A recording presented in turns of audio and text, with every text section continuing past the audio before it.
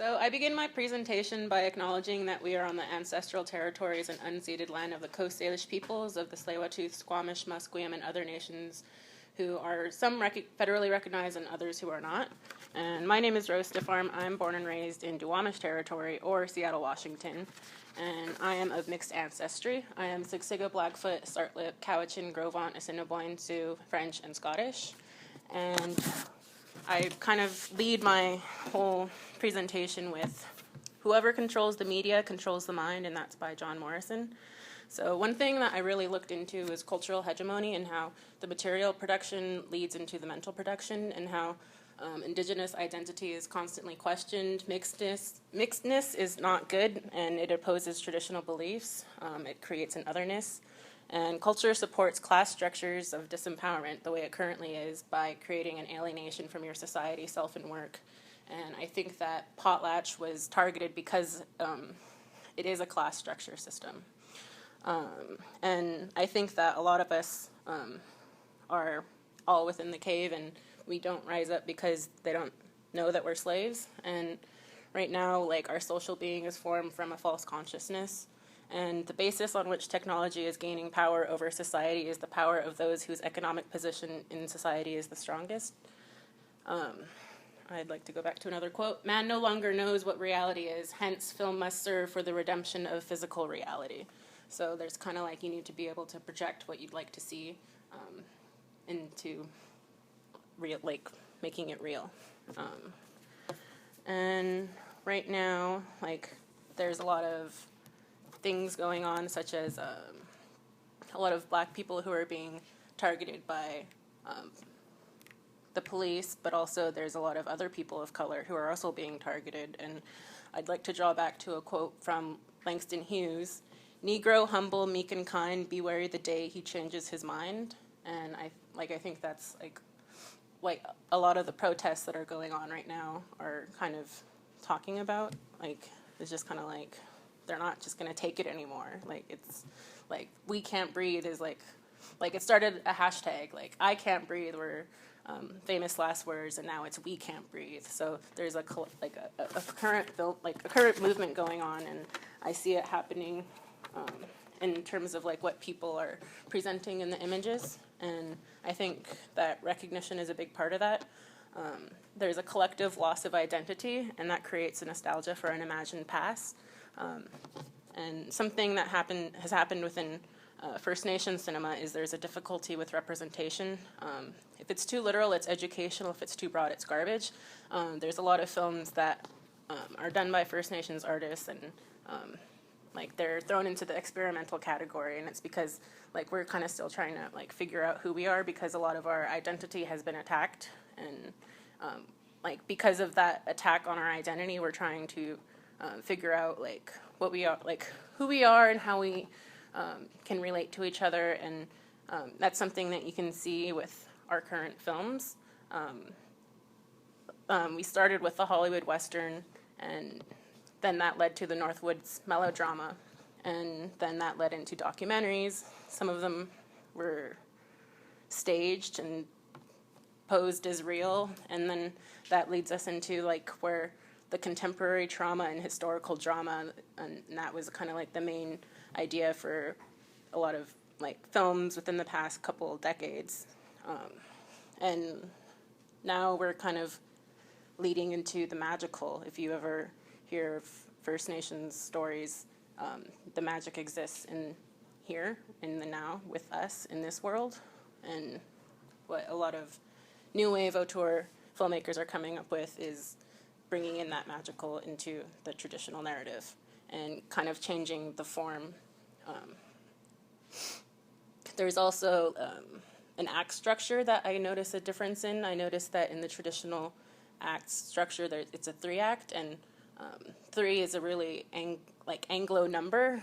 3 little wolves, or 3 little bears, and like, I don't know, it's just like a recurring number. And for First Nations people, that number is 4. So one thing I've noticed within documentaries particularly is you get the subject, and then that leads you into the next act, and then of like what's going on, and then from there you like learn about these horrible things that are happening, and the way that the documentaries are, it's just kind of like it leaves you feeling really shitty. Like you watch some of those documentaries that are coming out, and they kind of leave you in a sense of like, I can't do anything, and it's really like wears you down. Whereas I have a friend who's Navajo and Hopi, and they're working on their feature-length documentary on water rights, and they were telling me that they were having a really hard time coming up with their story structure. And then I kind of said to them, and they were like, we're having a really hard fitting our story into the 3-act structure. And I was like, well, have you considered the 4th act? And they were like, what? And I was telling them, well, I was like, all these documentaries that leave you feeling bad. I was like, have you considered the 4th act? And like, you won't be able to go to all those screenings that your film is at. And I was like, I noticed that the first thing at documentaries is, like, if it's something about SeaWorld, what can we do to save the animals? It's like that's the first question you ask. So I was kind of letting her know, well, you could consider bringing a 4th act in and then saying what people can do so that they don't feel so helpless. And so what I see currently is there's Hollywood morals with an ideal, art house morals with the real, and then I can kind of see indigenous morals taking the ideal and bringing that into the reality.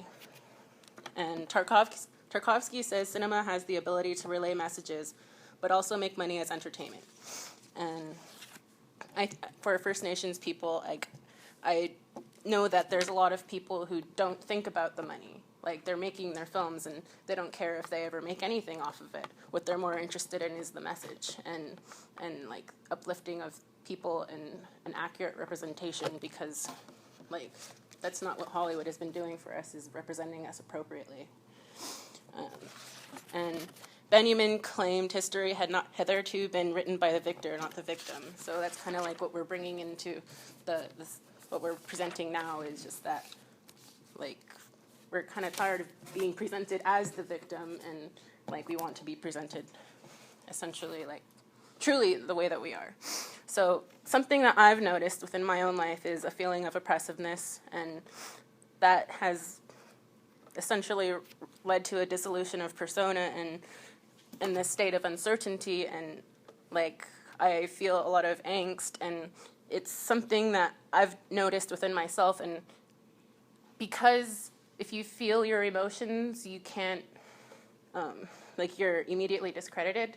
Like, per se, if you're, something that we've learned in critical thinking is the moment you bring emotions into the argument, you lose. Like, your point is no longer valid, and I find that completely unacceptable because it's essentially training us to be robots, and I know I'm not a robot. So I've noticed that within First Nations communities, we're using films as a tool to document stories and language, and also for cultural preservation. And many of us are feeling spiritually homeless and divorced from our customs and traditions, and which is essentially leading us to neurosis. You see a lot of First Nations people who have been mistreated by the system, and like forced into residential school, forced adoption, forced sterilization. Like, there was the potlatch ban, which prevented you from your class system, but also your religion and your gatherings. And like when all that happens, it leads to alcoholism and drugs. And then those things are just, those bad things are presented in the media, not the reasons for why they're there. So I've noticed that within a lot of new immigrants populations, they don't know why people who are First Nations are having these problems, and they're quick to throw them off to the side and just really like think nothing of them. So right now I'm seeing a lot of healing through cinema and a reclamation of culture, and something really drawing near to me is that identity politics are not fixed, and that they're ever changing. I used to just kind of categorize myself as a Native person, but when I really started to look at myself, I had to start acknowledging like who I am, and through doing that, I was able to and being real to myself. It was almost like I was opening up a pathway for others to be true to themselves. So when I introduce myself, it might not make sense to a lot of people, but it makes sense to me, and that's what's most important. For instance, I heard somebody say, "You're not French. You don't speak French. You don't know French culture. So they wouldn't acknowledge you. And I'm like, I'm not necessarily looking for that acknowledgement. Like, if you go by that basis, I'm nothing. And it's kind of like, I don't think I'm nothing. I think I'm a sum of all my parts. So one thing I've noticed is First Nations are a lot of people in various cultures instill morals through fairy tales, which is a very similar thing that First Nations do via traditional stories. And a story that has been told is from the Winnebago about twins, about how there's these two twins and how they both fight with each other and they're trying to swim up the river, but they can't go anywhere because they're just kind of stuck, but then it takes a third fish to come along and show them the way. So that can be viewed as to like how Canada is, but also I can kind of see it as a parallel to how the U.S. is, and with like within Canada between the English and the French, and then within the U.S. at like the English and the Spanish, and then within North America even greater, pulling back. I can view that between Canada and the U.S. and how like all of these people, they're just too busy fighting with each other, and like how it's going to take First Nations people to really lead us in the direction that we should go, especially with the pipelines and land rights and water rights. Those are very important issues to First Nations people, but it's also very important to every person who lives here. And the first thing you'll hear at like these protests, I call them defending times, but one of the first things you'll notice is that the people who are there, like they're being policed, and the police are called out by the protesters, the land defenders, and one of the first things that the land defenders say is, "We're fighting for your children too. We want them to have clean water." And it's just kind of like trying to remind them, and like the police, because we need to police the police. And there's a whole indigenous persona of what we think others want us to be. And so even within indigenous communities, there's a famous hashtag, which is nativer than you, which I find completely ridiculous because it kind of diminishes like our own identity, and I find it really frustrating because it doesn't unite us, it really divides us. And it's frustrating because it just kind of seems like this whole more native concept is just a thing that's meant to make us not be able to work together. Let's see.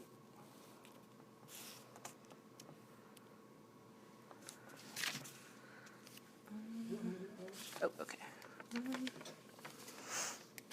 So I see a lot of rebirth happening, a resurgence of going back to the land. Glenn Coulthard has been an academic who has written about that.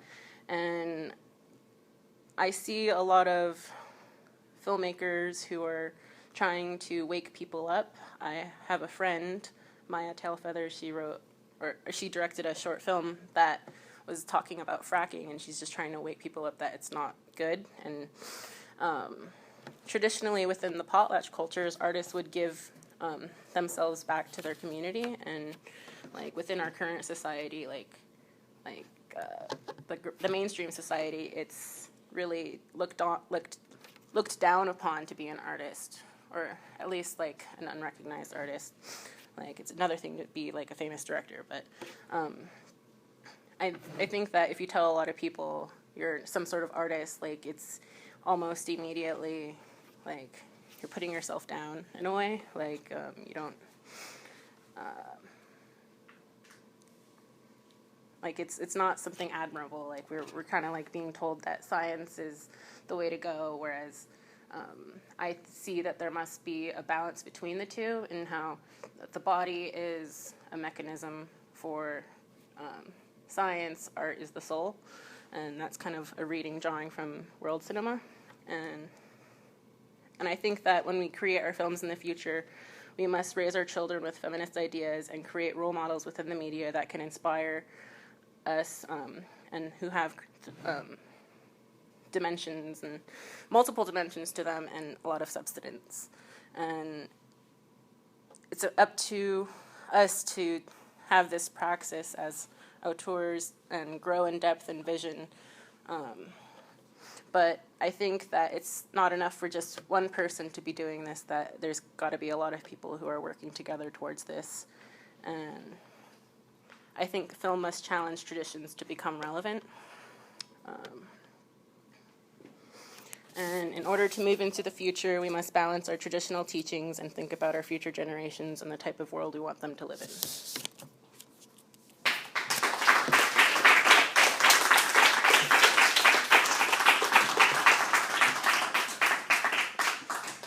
Any thoughts, questions? We talked about traditional First Nations narratives, we talked about Horak structure, etc. I hadn't been aware of that. I think that's actually very interesting. Yeah, Can you like, tell us a little more about that? yeah, the number 4 is especially relevant in First Nations culture because there's the 4 directions. There's, what else is there? The 4 seasons. I don't know, like, there's just so much, like, it's, and I'm still learning is the other thing, is, like, I'm very urbanized in comparison to a lot of other people. I never lived on a reservation. I grew up in Seattle. So, like, but however, like, having grown up in Seattle, I also grew up around a lot of other people of color, mixed people, but also people who were also mixed Native and had several cultural identities as well. So it's interesting to see how I was part of a young acting group when I was younger, and it was all Native, and at the end of each performance, we would introduce ourselves, and there were some people who were, say, only one tribe, maybe 2, and then there was me, and then the microphone would get to me, and I would have my whole spiel, and I've gotten a lot of, what's the word, heat for introducing myself in that way, and, but it's just kind of like, what is, like, it's kind of like I've been, like, my identity is, like, essentially always questioned, and I think that a lot of that stems from, like, the fetishization of First Nations culture and how we were represented in Hollywood, and it's just kind of like, it's hard because it's almost like you're not Native enough for the Native people, and you're not white enough for the white people, and then, like, I've noticed within my own life that I get along best with other people who identify as being mixed because, like, you're not making anybody happy. Like, I don't know, it's just, like, you don't fit so neatly in a box, and, like, I know I don't really want to fit in a box or anything, but I guess I'm kind of creating my own box that I'm putting myself into, and I don't care who is with me, but I've noticed that there's other people who created their own little boxes for themselves, and we get it, and I don't know. Benjamin quote too, that's connected to Adorno when he talks about historical amnesia, forgetting things, and so Benjamin said rewrite it from the victim, not the victor. Yeah, I think a lot of the cultural appropriation that's going on with First Nations cultures is kind of part of how, like, there's a loss of identity, so you're drawing back to this imaginary past that wasn't even yours, so I don't know, it's interesting to me, like, how, like, a few centuries ago, like, Native people were deemed as demons, and now it's just exotic and, I don't know, like, hip to have, like, all these Native designs and wear a headdress or whatnot, and I don't know, it doesn't make sense to me.